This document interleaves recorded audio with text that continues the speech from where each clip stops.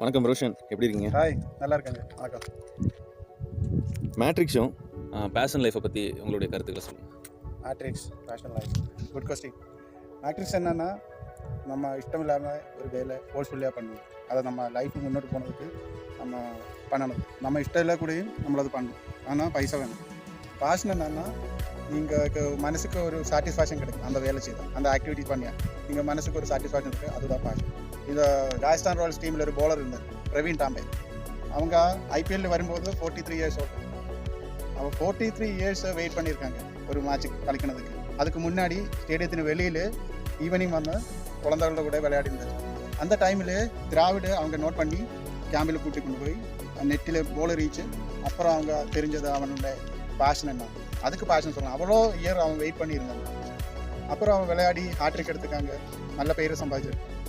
அது அவனோட சாட்டிஸ்ஃபேக்ஷன். ஆனால் நம்ம பேஷனை புறைய போகும்போது நம்மளோட ஃபேமிலி எல்லாம் நம்மளை கேர் பண்ணணும்.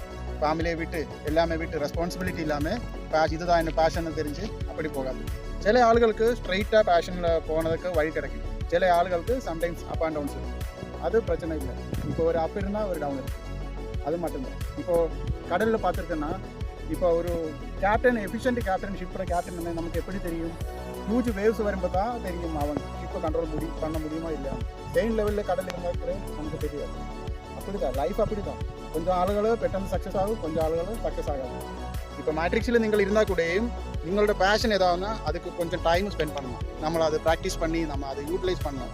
நம்ம கொஞ்சம் ப்ராக்டிஸ் பண்ணி நம்மளோட பேஷனுக்கு நம்மளொரு டெய்லி மேனிஃபெஸ்டேஷன் பண்ணணும். என்னோட பேஷன் இது, ஒரு நாள் நான் இது அச்சீவ் பண்ணுமே, அப்படி முன்னோட்டு போகணும். சேம் வேல நம்ம மேட்ரிக்ஸில் நம்ம இன்க்ளூட் ஆகக்கூடியும் நம்ம அதுவுமே கண்டினியூ பண்ணணும். ஒரிக்கலும் டெஸ்ப் ஆகாது, டவுன் ஆகாது, லைஃப்ல முன்னோட்டு கொண்டு போகணும். அவ்வளோ ரொம்ப அருமையான பதிவு. ஆக்சுவலாக இன்னொரு